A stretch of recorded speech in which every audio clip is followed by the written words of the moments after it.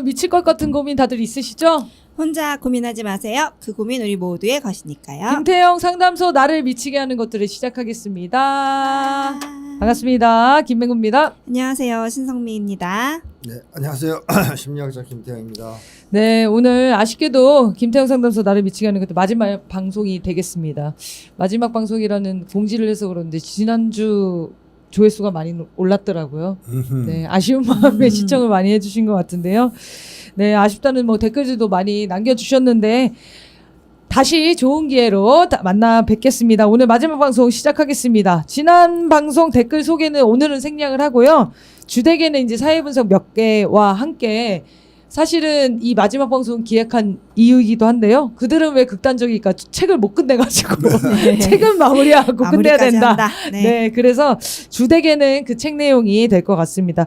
그래도 뭐 아쉬우실까봐 사회 분석 몇 가지만 가져왔는데요. 첫 번째는 네, 부천의 한 호텔에서 이제 화재가 발생했었는데 여기에 7명이 숨지고 12명이 다치는 큰 사고였습니다. 근데 이 현장에 한동훈이 찾아가서 기괴한 포즈를 지어가지고 그 영상을 한번 보시고 한번 얘기 나눠보겠습니다.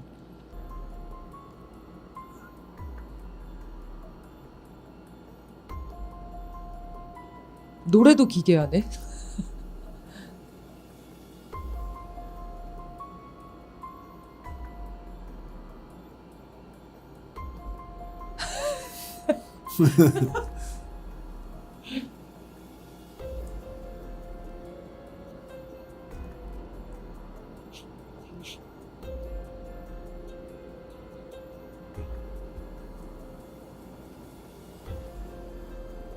굉장히 불편한 자세로 갑자기 카메라를 찾더니 카메라가 있는 곳을 한번 바라보고 네네. 네, 저 불편한 자세를 이렇게 취했는데요. 왜 이러는 건지 일단 네. 보신 소감 한마디 해주시죠. 카메라 의식을 진짜 많이 하네요. 이제 원래도 알고 있었지만 저 현장에서조차 저렇게 한다는 게 진짜 아무리 무섭죠? 네, 소름 네, 끼치지 네, 않나요? 네. 저 정도면요 조건반사예요. 조건만 네네. 그 그렇네요. 개 종치잖아요. 파블로프의 개. 네, 종 팍침 질질 나오거든요. 네. 그거 이제 조건했다 그러는 거예요. 네. 한동훈은 카메라 앞에만 서면 카메라가 파박 하고 차다 소리 들리면 조건화 행동이 나오는 거죠. 뭔가 멋있는 자세. 손가락 요걸로 해야 돼. 이렇게. 아니. 네.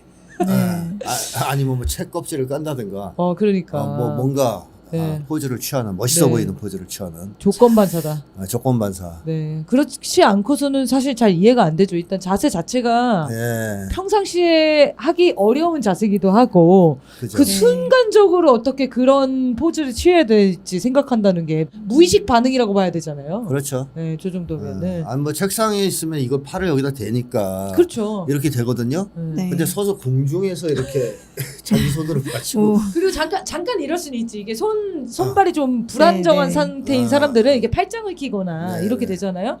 근데 너무 오랫동안 하잖아요. 그리고 이렇게 하고 또 해요. 맞아. 한 번 보고 손을 움직였다 또 하고 움직였다 또 하고 네. 거의 이제 조건반사다. 그러니까 네. 한동훈은 예전에도 얘기했지만 뭔가에 꽂힌 게 있는 것 같아. 몇 가지. 네. 턱 깬 장면, 자세. 자세, 네. 그다음에 뭐 책을 든 장면 등등. 자기가 생각했을 때 멋있다고 네, 생각하는 몇 그런 가지 장면. 단어. 그래서 예를 들면 뭐 동료 시민들 네. 이것도 왜 미국의 어느 영화에 나오는 대사라는데요. 죽으라고 쓰잖아요 그 말을. 맞아요. 그러니까 한번 꽂히면 거기 헤어나지 못하는 있어 이 보이는 거를 저질 계속 인간. 하고 있어. 뭐 그런 사람들이 좀 있어요. 네. 포즈를 여러 가지를 취하지 못하고 항상 한 가지 포즈만 취하는 사람도 있어요. 그러니까 저런 장소가 사실 이제 사람들이 그 사고로 목숨을 잃은 장소인데 네. 그런 장소에서조차도 자기가 어떻게 멋져 보일까를 생각한다는 거는 한동훈은 전쟁터에서 총알 막 날라갈 때도 네. 카메라 이렇게 플래시 터지면 이렇게 머리 내밀고 총알 맞은 거 생각 못 하고. 일단 네. 전장 앞에 가지도 않을 것 같습니다. 무서워서. 네. 참 감정적으로 이렇게 여러 가지 복잡할 수밖에 없는데 어쨌든 중요한 자리에 있고 그렇죠. 직책이 있기 때문에 방문한 목적도 있을 거 아니에요. 근데 전혀 인간 같은 느낌이 안 들어가지고 저는 좀 그러니까 저런 거를 네. 소시오패스라고 하는 거죠. 감정이 없어 아니, 보여요. 뭐 네. 감정이 없진 않은 것 같은데 한동훈이 어쨌든 한동훈 한동훈은 감정은 있다. 감정은 있죠. 너무 자잘하게 많아서 문제인데 이 한동훈의 유일한 관심은 사진 찍히는 거, 멋있게 보이는 거라고 해도 과언이 아닌 것 같아요. 네. 요즘 한동훈 심리 상태도 궁금한데 얼마 전에 뭐 제3자 추천 특검법도 포기했잖아요. 네. 네. 말을 싹 바꿔버렸어요. 그리고 네. 민주당에서 발의해라 할 거면 뭐 이런 얘기도 하고 있는데 한동훈이 당내에서 전혀 입지가 없는 것 같이 그렇게 네. 느껴지거든요. 네. 선생님 보시기엔 좀 어떠신가요? 한동훈은요, 기본적으로 이 야망에 찬 인간도 아닌 것 같아요. 아, 그러니까 보통 이 병적인 욕망을 가진 사람들은 야망이 있거든요. 네, 나쁜 쪽으로 뭐 대통령이 되겠다든가 뭐 훌륭한 사람은 아니겠고 그냥 한몫 잡겠다든가 뭐 이런 식의 야망이 있는데 한동훈은 그런 야망도 없는 것 같아요. 그러니까 한동훈이 유일하게 관심을 기울이는 거는 사진 찍히는 거, 뭐 사람들한테 칭찬받는 거, 주목받는 거 이런 거에만 관심 있는 것 같아요. 그러다 보니까 사실 전략적 목표 같은 걸 세우고 움직여야 되잖아요. 네. 특히 대통령의 꿈을 꾸고 있다면 그러니까 당대표가 된 거는 그중에서 일부 달성한 거거든요. 네. 먼 목표 중에서. 네. 그러면 본격적으로 이제 뭔가 시작해야 됩니다. 윤석열을 열심히 친다든가 그렇죠. 뭐 자기 세를 규합한다든가. 지금 한동훈의 모습을 보면 다 이루었도다. 아, 다 이루었도다. 그냥 편안하게 그러니까 당 대표가 되고 제일 조용해졌어요. 당대표 되고 나니까 이제 뭐 죽을 일도 없는 것 같고 당장은 뭐 그러니까 뭐 의욕 상실인 거죠, 약간의. 그러면서 유일하게 이제 집에서 이제 뽕 같은 거 제작하고 있을 수도 있거든요. 어깨 뽕 뭐 이런 거. 어떤 걸로 더 꾸며볼까? 어떻게 하면 사진 찍을 때 이런 거 끼고 나와서 잘 찍힐까. 네. 그리고 사진 찍는 데 가서 이렇게 얼굴 비치는 거. 그런 식으로 보면 한동훈이가 참 사람이 짧다. 제가 잘다 이런 표현 썼는데 네네. 목표도 작은 것 같아요. 그러니까 큰 목표가 없는 것 같아요. 일단은 살기 위해서 당 대표가 된 거잖아요. 그렇죠. 제가 생존형이다 이런 얘기를 했었는데 이제 살았다라고 생각하는 일단 거죠. 살았어요. 그러니까 이제 뭐 네. 특별히 뭐 사진이나 찍으면 되지 뭐 내가 그치. 신경 쓸 게 그렇지. 있나? 위험한 거 하지 말아야지. 그치, 위험한 거 굳이. 네. 그래서 만약에 또 위기가 닥쳐서 죽게 생겼으면 또 뭔가 하겠죠. 그때서야 발등에 불 떨어지면. 네. 그렇지 않고 좀 편안해지면 한동훈은 사진 찍으러 다닐 것 같아 계속. 예전에도 홍준표는 고향에 내려가고 싶어 했는데 한동훈은 사진 찍고 다니고 싶어 하고 네.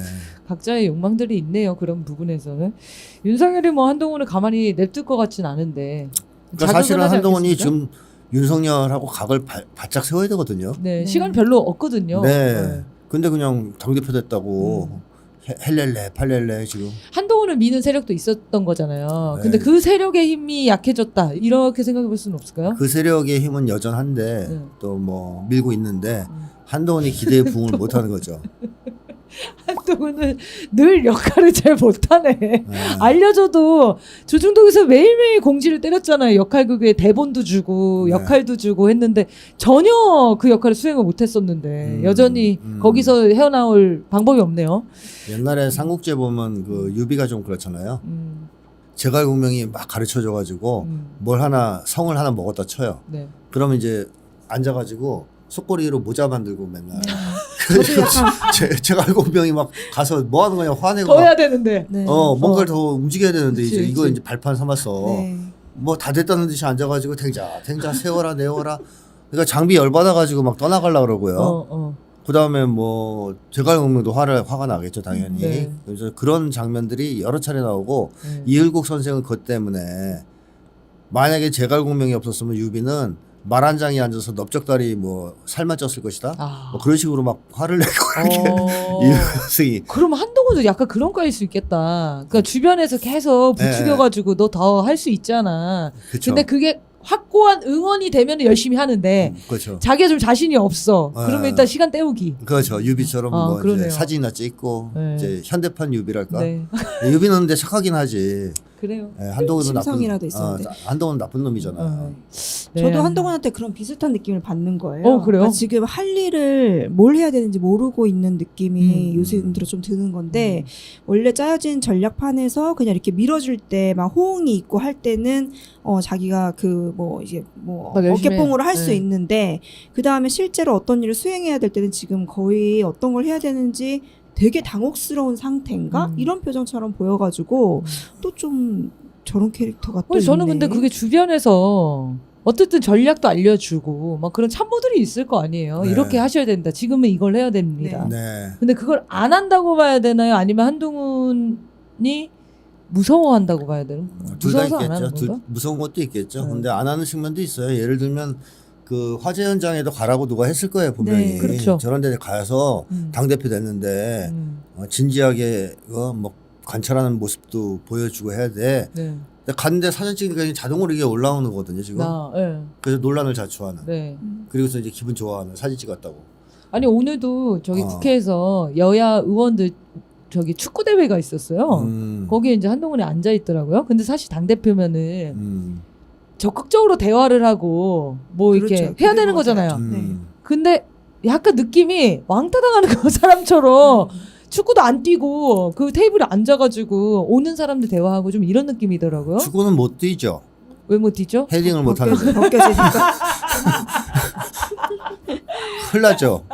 그래서 더 위축돼 있었나 네네네. 보다 축구 대회에서. 그럴 수도 있긴 하죠. 딱히 할 게 없어가지고 하여튼 그러니까 뭔가 리더십이 있고 주도권을 가지고 하는 스타일이 전혀 아니라는 거죠. 사교적인 사람 아니에요. 그러니까 네. 선생님 그래서 전에 예전에 네. 한동훈을 무슨 저 타협의 대상으로 어. 말 상대로 보내면 정말 큰일 난다 깐족거리다 끝난다 이렇게 얘기하셨는데 네. 그런 대화 능력 자체가 좀 네. 떨어져 있는 거 누구를 설득하고 그렇죠. 예.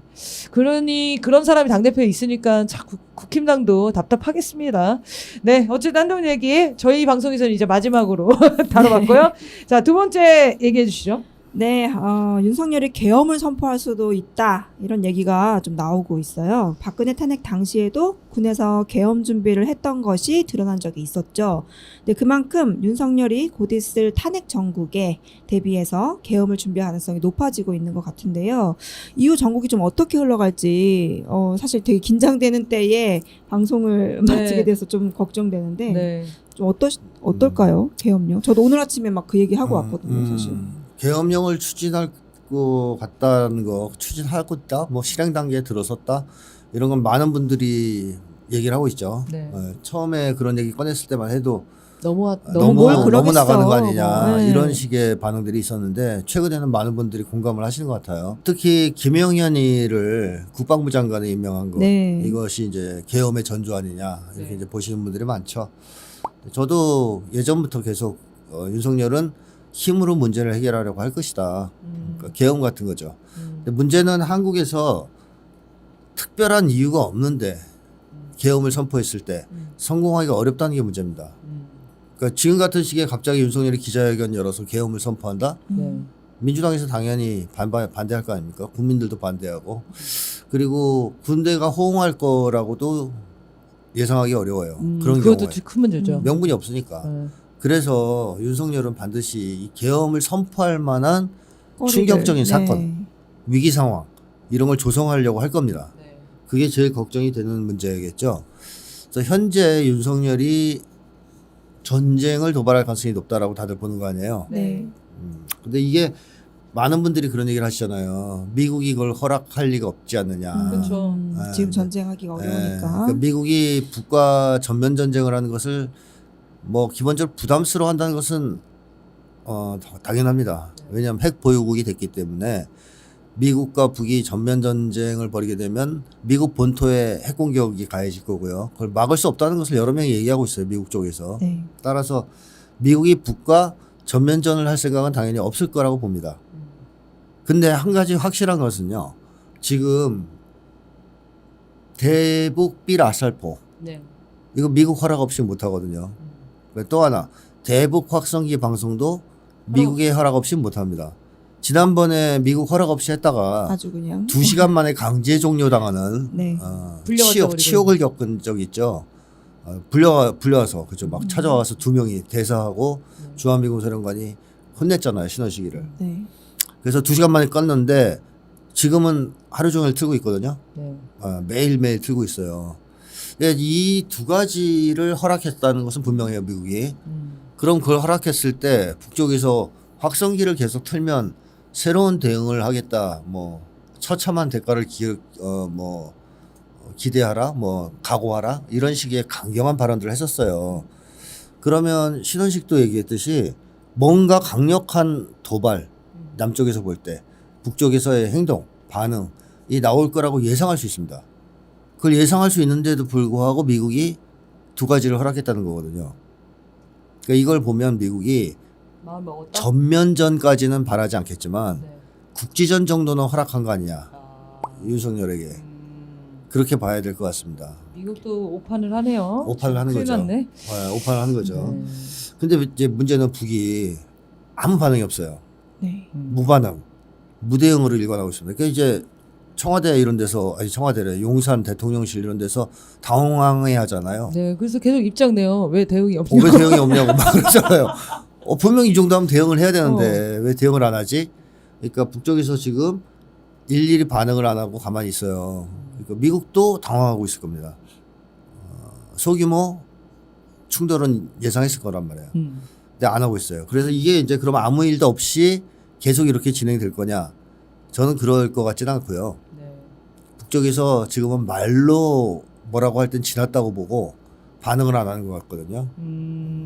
그러면서 어느 시점에 예상을 뛰어넘는 강력한 대응을 할 가능성이 있어요. 그럼 이게 윤석열의 희망대로 과연 국지전으로 그냥 끝날 것이냐. 뭐 이런 문제가 있겠죠. 근데 다행히 이제 국지전으로 끝났죠. 쳐요. 그럼 이제 윤석열은 그걸 명분으로 해서 계엄령 선포를 하려고 할 겁니다. 근데 계엄령을 선포했을 때 이걸 막아낼 수 있는 것은 국민항쟁밖에 없습니다. 국민들이 거리에 많이 나서서 수십만 명이 거리에 나서서 계엄 해제, 윤석열 타도 이런 걸 외쳐요. 네.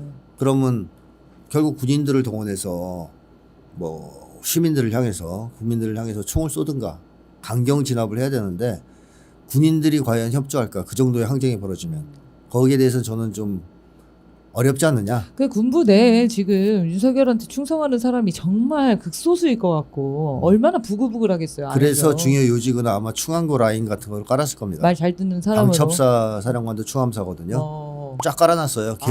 그래요? 계엄 때 중요한 역할을 할 사람들은 김영환 라인으로 깔아놨다는 말이죠.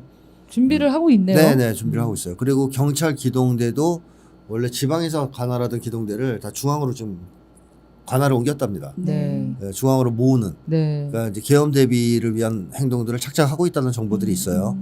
그러니까 이런 상황에서 국민들이 거대한 항쟁을 벌인다면 과연 광주처럼 무차별적인 사륙 같은 걸 할까?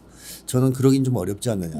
물론 이제 항쟁이 없으면 윤석열은 이때다 싶겠죠. 네. 그래서 뭐 야당 국회의원도 마음대로 체포하고 뭐 이럴 수 있는데 국민항쟁이 벌어져서 정면 충돌로 치달을 경우에는 윤석열의 계엄은 성공하기 좀 어렵다 하는 생각이 들어요. 그래서 지금부터라도 이제 여름이 끝나가니까 국민항쟁의 수위를 계속 올려나가는 것이 중요하다.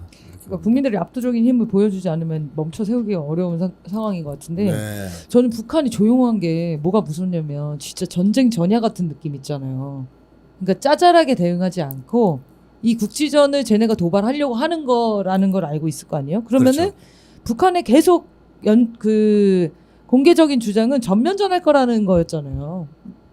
미국의 본토에 미사일 날아간다. 우리가 3일 안 돼서 다 쓸어버리겠다. 이런 게 이제 입장이었는데 국지전이 예상되는 상황에서 국지전을 막을 계획을 세울 것 같지는 않거든요.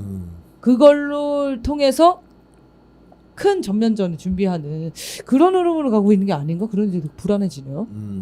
그래서 저도 기존의 남쪽에서 예상했던 것보다 더 센 대응이 나올 가능성이 높다. 그리고 여기에 대해서 남쪽이 어떻게 대응하느냐에 따라서 전쟁은 전면전까지도 갈 수도 있다고 봅니다. 그래서 윤석열이 매우 위험하죠. 미국이 국지전까지는 허락을 했다고 하면은 미국 입장에서는 지금 그러니까 정말 여기도 생각이 지금 잘 정돈이 안 되나 할 수 보네요. 있는 게 잘 없다. 이 국지전이 국지전으로 끝나지 않을 거라는 걸 미국이 모르지 않을 거죠. 그러니까 미국에서도 강경파들이 있고요. 네. 좀 온건파들이 있고 뭐 그렇잖아요. 네. 이 강경파들이 지금 우크라이나에서도 그 젤렌스키를 이렇게 등 떠밀어 가지고 러시아 본토 침공을 시켰단 말이에요. 근데 가서 지금 다 죽고 있습니다. 사실상. 그렇죠. 국내 언론에서는 또 호들갑을 떨었는데 사실상 거의 다 죽어서 지금 반 정도가 사상됐다는 얘기가 나오고 있어요. 그것 때문에 우크라이나가 결정적으로 패전할 것이다. 더 빨리. 이런 얘기도 나오고 있고. 근데 그런 거라든가 이스라엘이 계속 지금 전쟁을 확대하려고 날뛰고 있는데 최근에 미국이 또 막대한 군사 지원을 했습니다. 말로는 겉으로는 평화회담을 떠들면서 뒤로는 계속 군사 지원을 하고 있거든요. 그러니까 이런 것이 바로 강경파들의 모습이에요. 강경파들은 이성을 가진 집단이라고 보기 좀 어려운 행동을 하고 있습니다 지금. 극단주의자들이. 예, 지금 말기 패권 상실의 말기 단계에 오다 보니까 네. 약간 정신줄을 놓은 것 같은 행동을 그러지 하고 않고서 지금 이거 다 죽자는 건데 진짜. 그렇습니다. 네, 네. 그래서 이 강경파는 그런 쪽이고 온건파는 이걸 좀 수습하려고 하는 세력도 좀 있겠죠. 근데 윤석열은 뭐 당연히 강경파하고 라인을 짜고 잘 네. 움직이지 않겠나 하는 생각이 들고 그래도 그 강경파조차 제가 볼 때는 우크라이나 전에서도 러시아랑은 안 싸우잖아요. 핵을 가졌으니까. 그러니까 얘네들이 대리전을 하려면 하는 거지 그렇죠. 전면전까지는 생각을 안 하는 거예요. 강경파도. 워낙 위험 부담이 커서. 네. 저도 한반도에서 미국의 그림은 사고 쳐서 이기면 좋고 윤석열 군대와 일본 군대 동원해서 이기면 좋고 안 되면 발 뺄 생각인 거다. 네. 라고 봅니다. 네. 즉시 발 빼려고. 그게 그러니까 러시아나 이런 나라들은 가능한데 북한은 입장이 네. 명확하거든요. 북한은 의지가 있는 상황이에요. 지금 전쟁하자는 거거든요. 북한도. 야, 그러니까 이런 거를 지금 오판하는 세력들 때문에 한반도가 진짜 위기에 지금 소용돌이에 들어가고 있는 상황인 것 같습니다. 네. 네, 걱정되고요. 계엄 관련해서는 저는 민주당의 김민석 의원이 계엄 그 준비하는 거 알고 있다 이런 식으로 이제 인터뷰를 했잖아요. 민주당의 최고위원급의 사람이 네. 아무 정보도 없이 그런 네. 말을 할 리가 없잖아요. 그렇죠. 윤석열 탄핵을 말하라고 해도 안 말하는 정당인데 확실한 정보가 있었던 것 같고 그래서 미리 경고한 걸로 보여집니다. 그래서 국민들도 이와 같은 이제 정세 흐름을 정확하게 파악을 하고 또 준비를 해야 되지 않을까. 네. 전 그거 궁금하더라고요. 그러니까 계엄이 우리가 영화에서 보거나 이런 세대들이 이제 좀 젊은 세대들은 영화에서 본 정도 이럴 것 같은데 네. 계엄이라는 게 좀 어떤 의미일 것 같이고 어떤 식으로 좀 전개되는 건지 미리 좀 알고 있으면 좋겠다 생각이 들거든요. 네. 계엄 뭐예요? 계엄. 군부가 네. 모든 거를 장악하는 상태로 가는 거 아닌가요? 그러면 어떻게 긴급 조치를 되는 하고 거예요? 뭐 네. 이런 거? 비상 상황이라고 보고 네. 군대가 장악하는 거죠. 여러 분야를 다. 네. 뭐 간단하게 얘기하면. 네. 뭐 집회 결사 뭐 이제 그런 언론 거다 출판 금지돼요. 정치 활동 다 금지되고. 금지되고 군대가 통제하는 건 언론까지도 다. 그러면 국민들은 집에만 있기를 바라는 거예요. 일은 하고 있겠죠. 일은 일은 하고 하고. 있는데 이제 전시 방송 같은 게 나오겠죠. 네, 네. 집회는 못 하죠. 집회도 못 하고 모이지도 못할 가능성이 그럴 있고요. 가능성이 없죠. 계엄을 반대한다 그러면은 무력으로 네. 진압당할 가능성이 있는 거죠. 그 박근혜가 계엄령 준비한 거 보면은 야당 국회의원 체포하는 내용도 나와요. 아 맞아요. 네, 네. 그러니까 이제 뭐 야당 국회의원들이 과반수가 계엄 해제를 요구하면 해제해야 되거든요.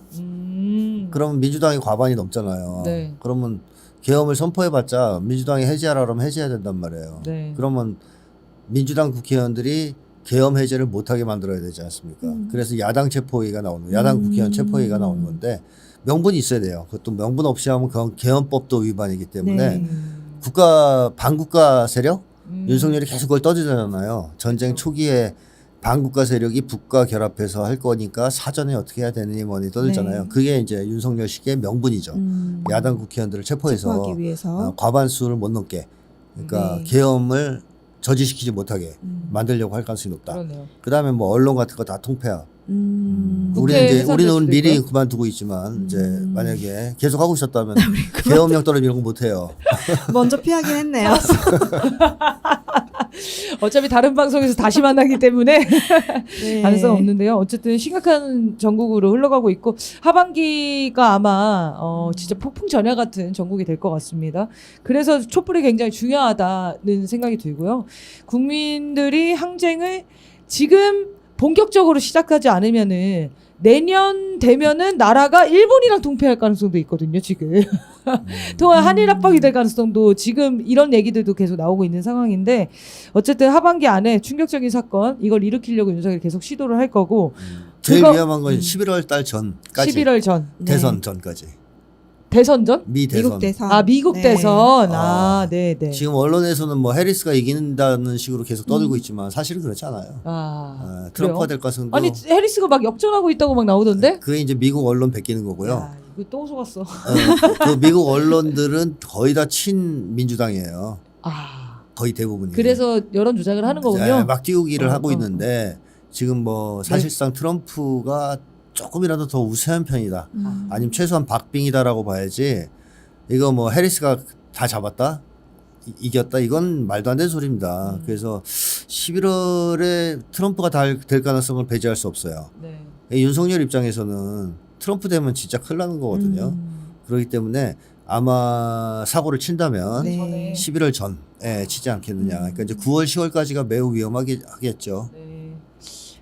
그래서 촛불행동도 100일 총력 운동을 선포를 하고 9월 본회의 그 국회 본회의가 열리는 그 날부터 해가지고 100일 안에 윤석열을 탄핵시킨다 이 네. 계획을 제출했거든요. 네, 이런 지금 정세 인식들, 전세 분석들이 있기 때문에 이런 계획을 좀 낸 것도 있습니다. 그래서 11월 선생님 11월 얘기하셨는데 11월 안에 큰일 난다. 지금 그럼 저희는 9월에서 10월 안에 윤석열 탄핵 소추안을 발의를 하고 11월에서 12월 안에 끝내야 되거든요. 예. 이러려면 진짜 압도적인 국민 여론이 필요해요. 그 지지율도 10% 내로 이제 폭락을 하고 거리에도 수십만의 항쟁 그 국민들이 나오고 이런 게 있지 않고서는 어려운 일이죠. 그래서 여러분들한테 달렸다. 우리 모두 지금 힘을 내서 거리로 광장으로 촛불로 모여주시면 좋겠습니다. 자, 그럼 넘어가서 그들은 왜 극단적일까 책 마지막 편 하겠습니다. 지금까지 이제 미국에서 연구하는 극단주의 심리에 대해서 얘기를 주로 좀 다뤘는데요. 오늘은 극단주의를 만드는 배경, 요 내용이랑 우리나라 지금 극단주의의 상황, 그리고 대안, 요렇게 얘기를 하겠습니다. 일단 첫 번째는 극단주의를 만드는 배경으로 안전에 대한 위협, 이런 걸로 지금 설명을 하셨는데, 신자유주의로 인한 생존적 위협, 이거는 자주 설명을 하셨으니까 정신적 위협 중심으로 한번 얘기를 나눠보면 좋겠습니다. 예, 뭐 우선 자존감 손상이라든가 고립과 고독 그리고 삶의 의미 상실 이런 것들을 꼽을 수 있겠죠. 네. 자존감 손상은 이슬람 극단주의에 아주 전형적으로 나타나는데요. 이슬람 극단주의예요. 예, 왜냐하면 이슬람이 과거에는 유럽을 이렇게 쉽게 하면 이끌어주던 네. 문명 국가였잖아요. 뭐 예를 들면 한일 관계로 치면 우리 한국이 일본을 계속 개화시켜줬지 않습니까? 어허. 야만적인 일본을. 일본 사실 되게 미개했어요. 그렇죠. 그래서 우리가 계속 가서 그 글도 뭐지? 가르쳐줘, 문화도 가르쳐줘. 뭐 신라에서 뭐 보낸 거 있었잖아요. 예, 이름 기억 안 나는데. 그런 거. 하여튼 그런 거 해서 일본은 사실 계속 한국을 이렇게 우러러보면서 우리나라 건 요강도 갖다가 이렇게 소중하게 대할 정도로 문화적 격차가 컸단 말이에요. 네. 열등감이 있었겠죠, 당연히. 그리고 한국인들은 나름대로의 자부심이 있어요. 이제 뭐 일본에 비해서 우리가 훨씬 더 문화적으로 우월하다는. 그 이슬람도 마찬가지입니다. 사실 유럽 문명이 야만의 시대를 보내고 있을 때 중동 이슬람 쪽은 찬란한 문명을 꽃피웠거든요. 네.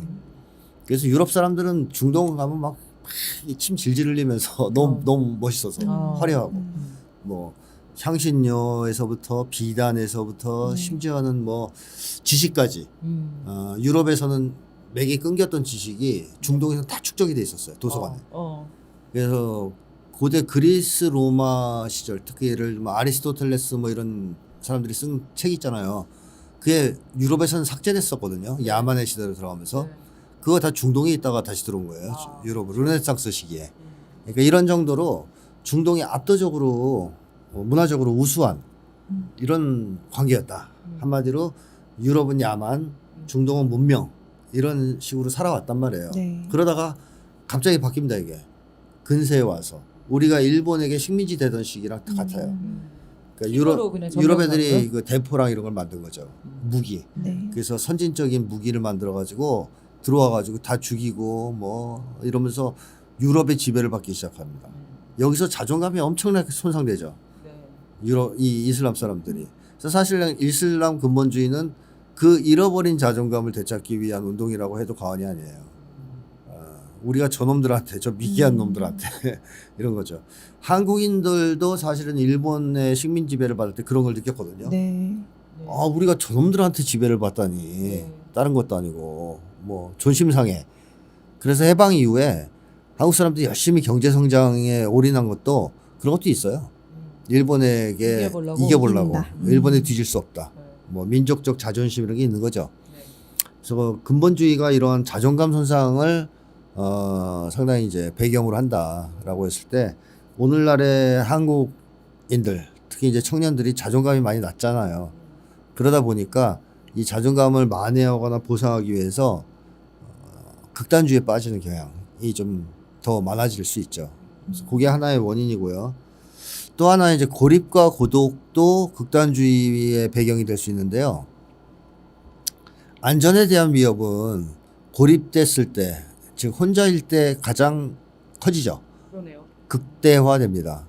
그렇기 때문에 고립과 고독이 심하면 심할수록 안전에 대한 위협을 느끼게 되고 그만큼 극단주의에 취약하게 될 수 있어요. 누구랑 같이 있고 싶어 하는 거죠? 그러니까 사람들은 어디 소속돼가지고. 그렇죠. 혼자라는 느낌이 너무 힘들잖아요.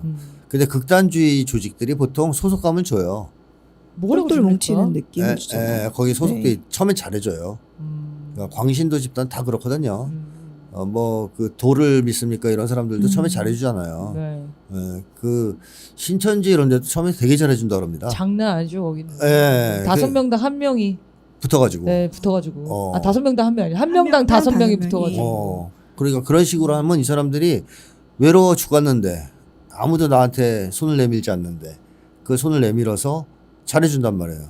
그럼 빨려 들어가기 시작하고 그럴 수 있죠. 극단주의에 심취하게 돼요. 근데 극단주의 조직도 대체로 그렇게 이제 혼자인 사람들을 많이 공략해요. 그런 점에서 고립과 고독도 배경이 될 수 있고 삶의 의미 상실은 또 미국의 기독교 근본주의하고 또 일맥상통하는 건데요. 그러니까 미국의 기독교 근본주의자들은 성경을 철석같이 믿는 사람들이란 말이에요. 네. 근데 이 사람들이 미국에 가서 정착했는데 자본주의화가 급격히 추진됩니다. 과학기술이 막 발전하고 그러면서 진화론이 등장하면서 네. 창조설도 부정되고 음. 성경에 대해서 여러 의문들이 제기되는 거예요. 그러니까 자기들 세계관이 막 통째로 흔들리는 거죠. 그러면 그 사람들은 하느님의 나라에 가는 것이 삶의 목적이고 네. 또 삶의 의미는 하느님의 명령을 충실히 이행하는 거. 네. 이게 이제 삶의 의미였단 말이에요. 그걸 찾을 수 없게 되는 거죠. 네. 정체성 혼란도 막 생기고. 그러면서 성경 작구에 매달리는 근본주의 쪽으로 이제 쏠려 있는 게 있지 않습니까? 그래서 이런 것도 삶의 의미 상실도 극단주의가 발행할 수 있는 배경이 될 수 있다. 네, 오늘날 한국도 사람들이 특별히 삶의 의미를 찾기 어려운 환경이지 않습니까? 다들 돈 벌기 위해서 살고 생존을 위해 살고 이러다 보니까 삶의 의미를 찾기 어렵거든요. 이런 사람들이 극단주의에 더 취약하다. 이게 지금 얘기 들어보니까 굉장히 지금 대한민국 위험한데? 아니 자존감 손상, 고립과 고독, 삶의 의미 상실 지금 우리 세대에 진짜 문제거든요. 오늘 무슨 기사 중에 이런 것도 있었어요. 30대가 우울증이 거의 압도적인 비율로 우울증을 앓고 있다는 거예요. 다른 연령대에 비해서요. 네, 30대가. 근데 30대면은 한참 일할 나이잖아요. 그죠. 그러네요. 네. 꿈을 향해서 나아갈. 진짜 나라에 미래가 없는 것 같더라고. 네. 지금 극단주의로 빠지기 일보 직전입니다. 지금 30대들 구원해야 돼. 그 말씀해주신 것 외에도, 그러니까 권위주의적 성격을 가지면 극단주의가 될 가능성이 크다고 해주셨는데, 윤석열이 좀 이런 케이스인 것 같아요. 권위주의적이고 극단주의적이고.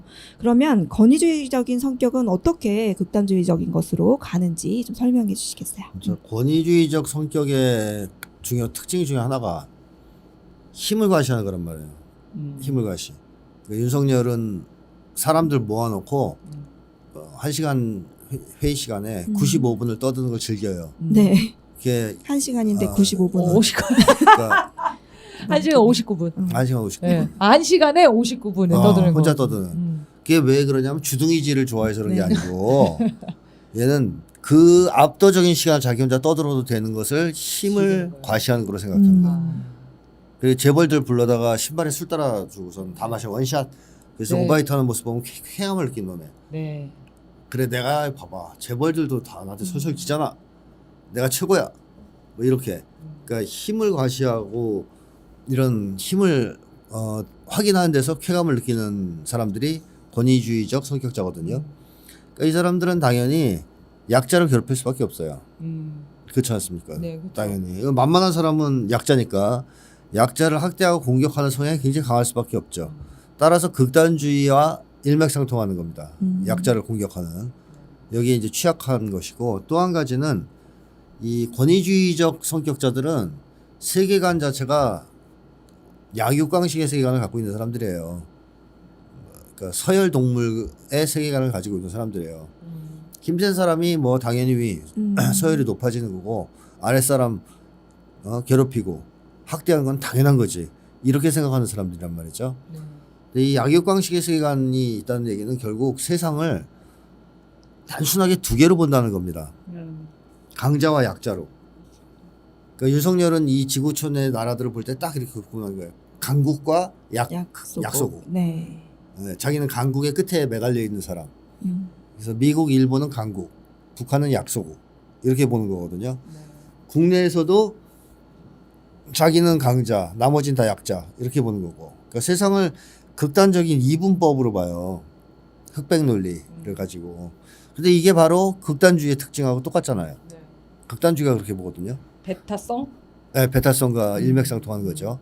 그러다 보니까 권위주의적 성격을 가진 사람, 성향을 가진 사람들은 극단주의에 그만큼 쉽게 물들 수 있다. 취약하다. 이렇게 얘기할 수 있습니다. 뉴라이트들도 약간 그런 성향이 있는 거네요, 그러면. 극단주의 성향이 강할 뿐만 네, 아니라 네. 권위주의적 성향이 굉장히 강한 집단이죠. 그럴 것 같아요. 네, 뉴라이트가. 그러니까 일본이 우리나라를 침략해서 지배를 한 거기 때문에 우리는 나라가 없고 일본인이었다라고 얘기를 하잖아요. 네. 그런 것들도 그런 것 같고 저는 최근에 이제 노동부 장관 김문수 네. 발언들을 보면은 너무너무 이런 성격이거든요. 완전 극단주의자인데 유명하잖아요. 그럼 막 김문수는 뭐 극단주의 이전에 미친 거잖아요. 무슨 잘하고 기회가 좀 어렵구나. 아니 지하철에서 예전에 그 경찰이 뭐 하여튼 뭐 신분을 확인할 일이 있어가지고 이렇게 잡았는데 내가 누군 줄 알아? 나 삼선한 의원이야 이렇게 소리 지른 그 짤이 맞아요. 유명한 짤이 있거든요. 네. 근데 너무 노인이야. 왜냐면 그때는 아무 직위가 없고 태극기 부대 열심히 쫓아다닐 때였어요. 아마 국회 안에서 그 집회했을 때 그때였던 것 같아. 뭐 이런 얘기를 한다든지 지금 노동부 장관 청문회 나와가지고 하는 얘기들 보면은 제정신이 아니거든요.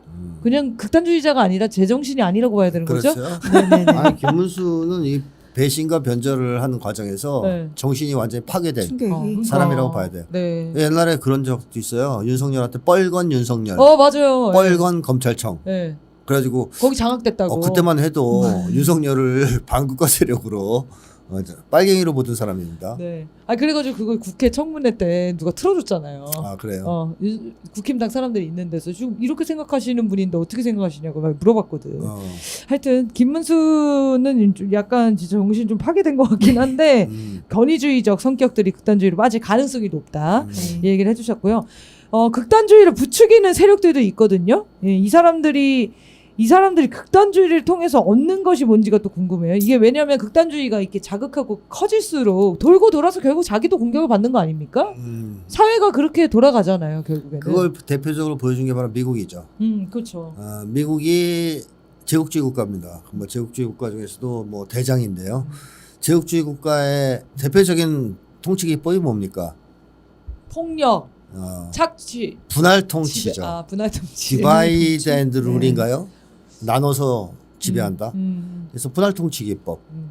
그래서 제국주의자들은 예를 들어 식민지를 점령하면 분할 통치를 해요. 한국을 점령했다 남쪽을 호남 차별. 그 안에서 싸우게 서로 내부 갈등을. 싸우게 만드는 거예요. 아프리카를 점령했다 그러면 한 부족을 우대, 소수 부족을 우대. 보통 다수 부족을 천대하고. 왜냐하면 다수 부족 노동력을 써야 되니까. 네. 그러면 제국주의자들이 물러간 다음에 종족 분쟁, 인종 분쟁이 발생해서 내전 같은 게 발생하는 거예요. 네. 그러니까 제국주의자들에게 점령당하기 전까지는 그렇게 싸운 적이 없어요. 그 사람들이. 그러니까 모든 곳에서 다 그렇게 했다라고 보시면 되고요. 그 다음에 미국이 색깔혁명 같은 거를 이제 배후에서 많이 이제 조작을 하는데 그 중에 대표적인 것 중에 하나가 테러 단체들을 지원하는 겁니다. 그 다른 나라에. 그 대표적인 게 탈레반이죠. 네. 탈레반은 미국이 키운 거 아닙니까? 네, 그렇죠. 구소련에 저항하는 그 당시에 이제 극단주의적 경향이 있는 탈레반을 미국이 계속 지원해요. 엄청나게 지원해서 키워서 사실 소련을 물러나가게 만들었죠. 그랬는데 그렇게 탈레반을 키웠는데 탈레반이 나중에 자기를 치는. 또 알카에다를 누가 만들었습니까? 그거 미국에서 키운 거잖아요. 그 트럼프가 그 얘기했죠. 알카에다는 뭐 이제 힐러리가 키웠다고 이렇게 가지고 맞는 말이네요. 맞는 말이에요. 그러니까 IS를 키운 게 미국이거든요. 그래서 IS가 미국을 공격을 거의 안 해요. 그 전까지는.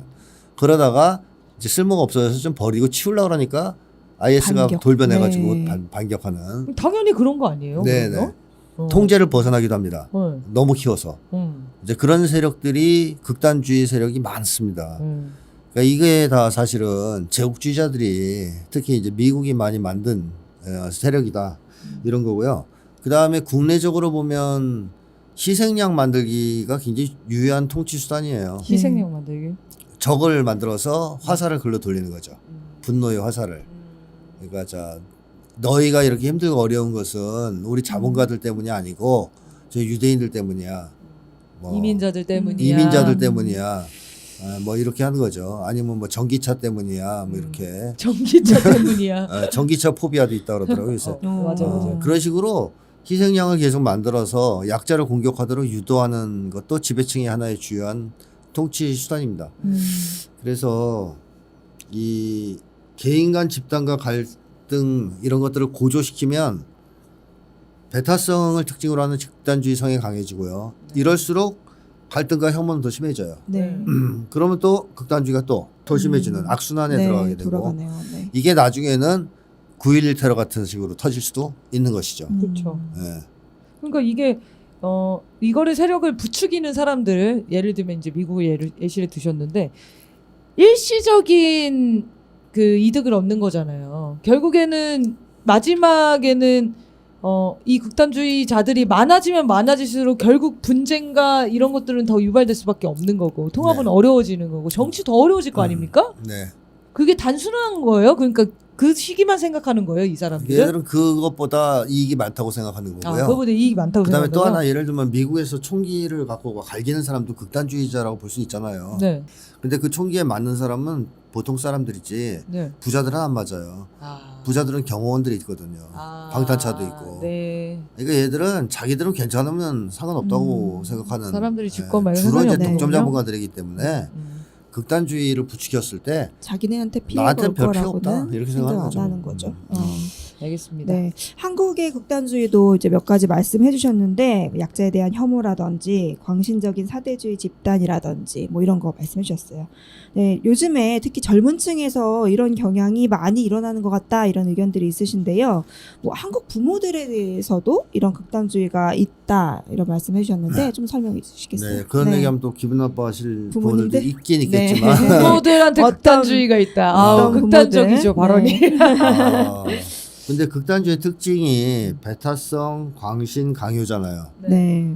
근데 한국 부모들이 배타성이 어디 있냐면 공부와 관련된 배타성이 있어요.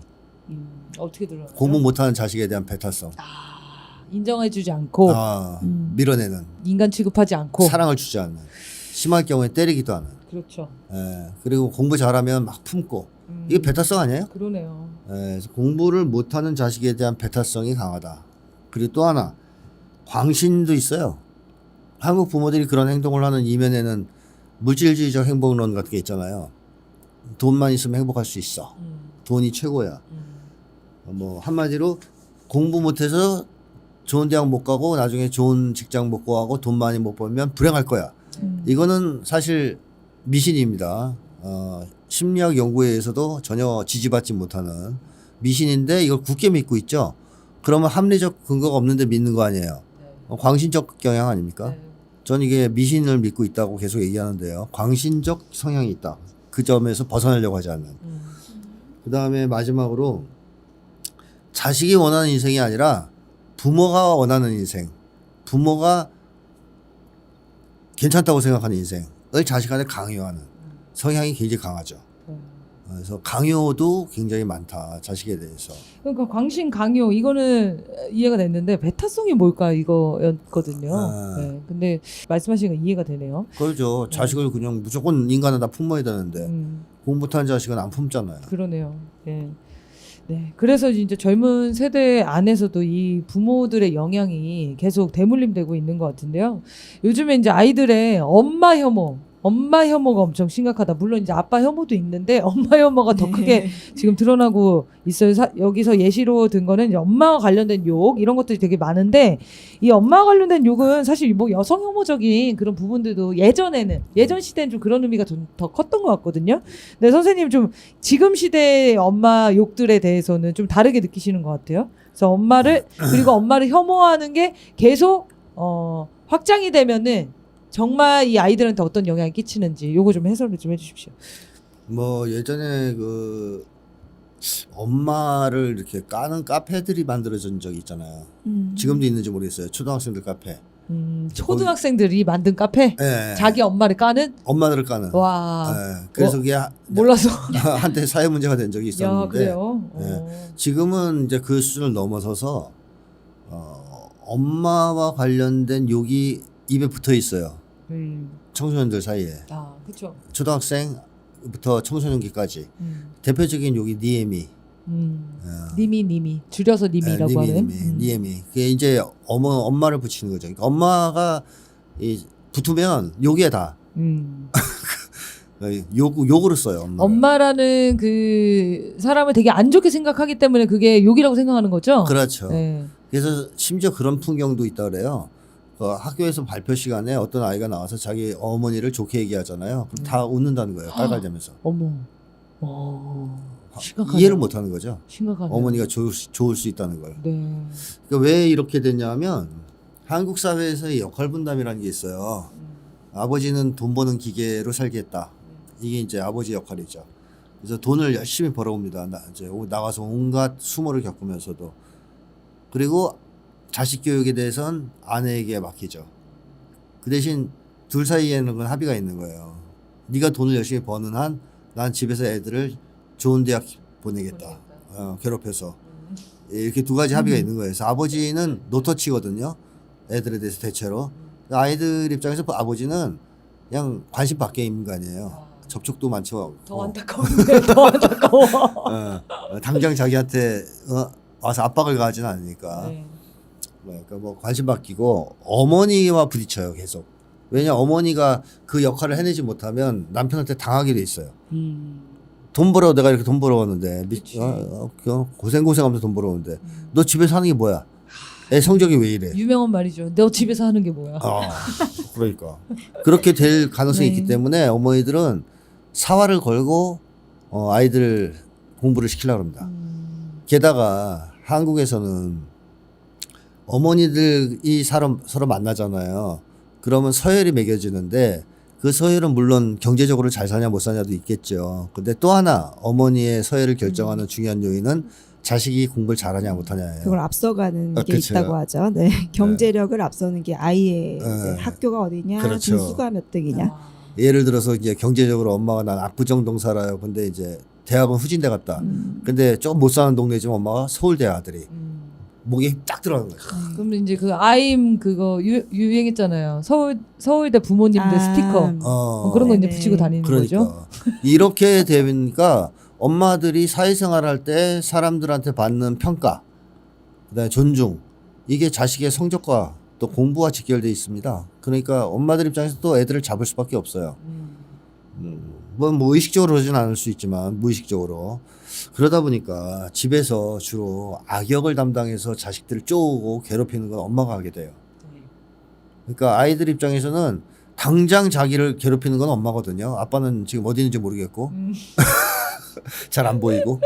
그러니까 엄마에 대한 원한으로 집중되는 측면이 있는 거죠. 네.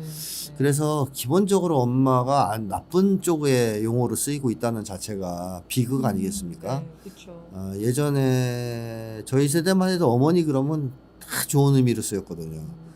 그 말만 들어도 눈물 짓는 사람들도 있었어요. 그렇죠. 네, 근데 지금은 엄마 좋게 얘기하면 큰일 나는 거예요. 그리고 애들이 진짜 엄마 욕할 때 보면 살벌합니다. 네. 쌍욕은 기본이죠. 네. 그러니까 이렇게까지 사회가 망가지는 것을 막지 않으면 앞으로 어떻게 되겠느냐. 가장 가까운 관계라고 할 수 있는 어머니 관계가 이렇게 좋지 않다면 저는 인간에 대한 사랑은 불가능하다고 봐요. 배울 수가 없잖아요. 그렇죠. 네. 그럼 인간에 대한 사랑을 할 수 없는 사람들이 커서 어떻게 되겠습니까? 자식을 낳겠어요? 안 낳죠. 안 낳죠. 출생률도 사실 이것과 연관이 있다고 봐야 되거든요. 그래서 한국 사회에 심각한 악영향을 미칠 수 있다.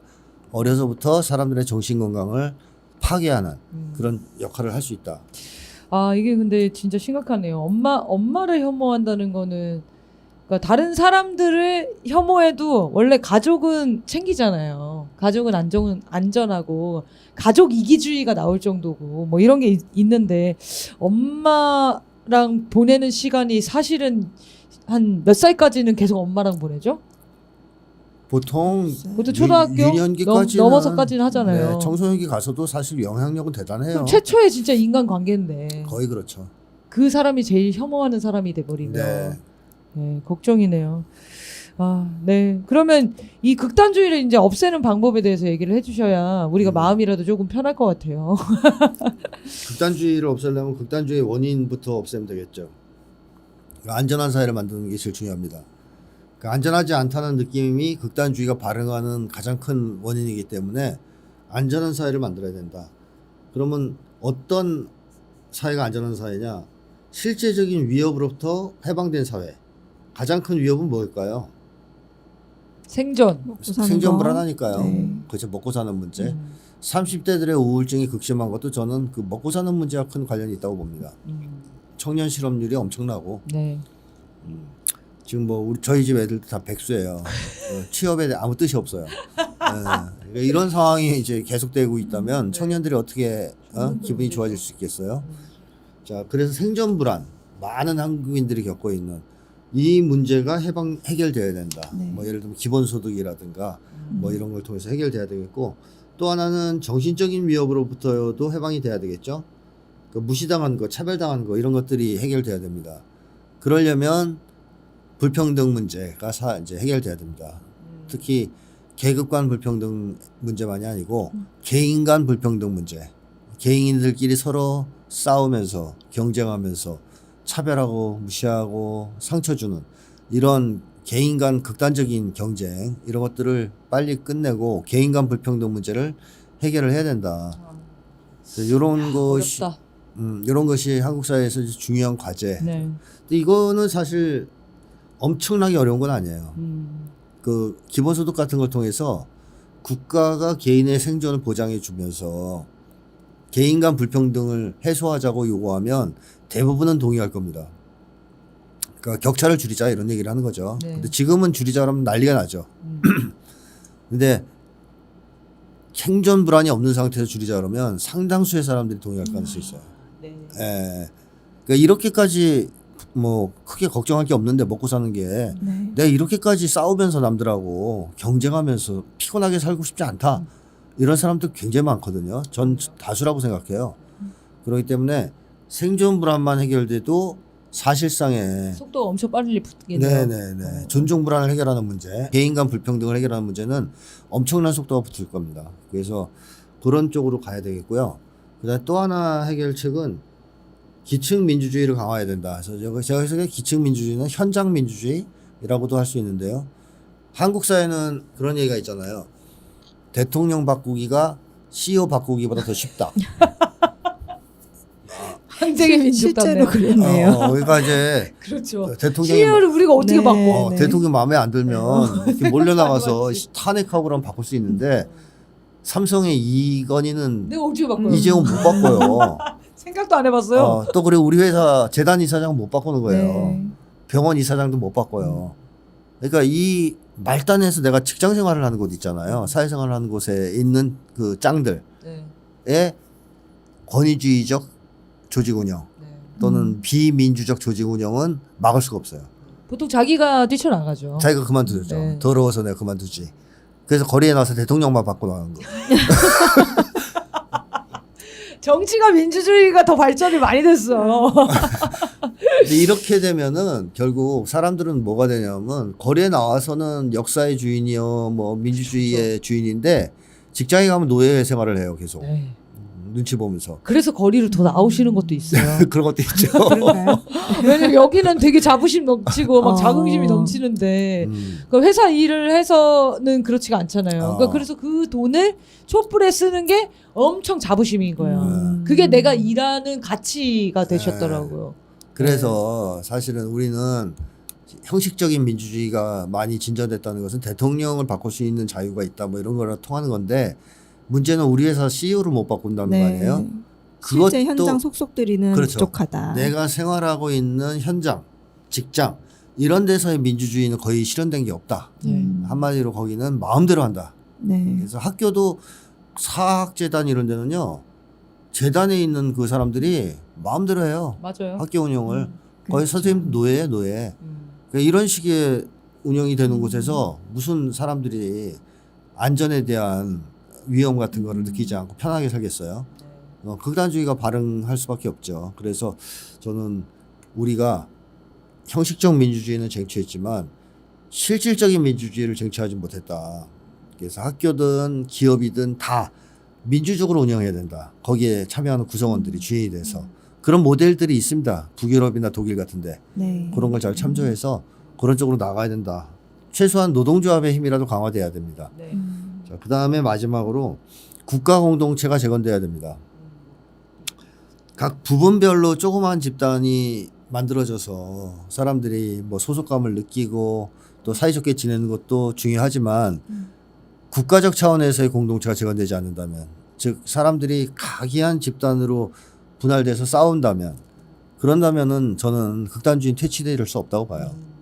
결국 화목한 사회가 돼야 되거든요. 네. 공동의 목표와 이해관계를 가지고 움직이는 화목한 사회. 예, 화목한 사회가 돼야 된다. 사랑과 단결, 협력이 기본인 그런 사회가 돼야 된다. 그러려면 내적인 불평등은 당연히 없어져야 되겠죠. 불평등이 있는데 화목한 사회가 될 수는 없어요.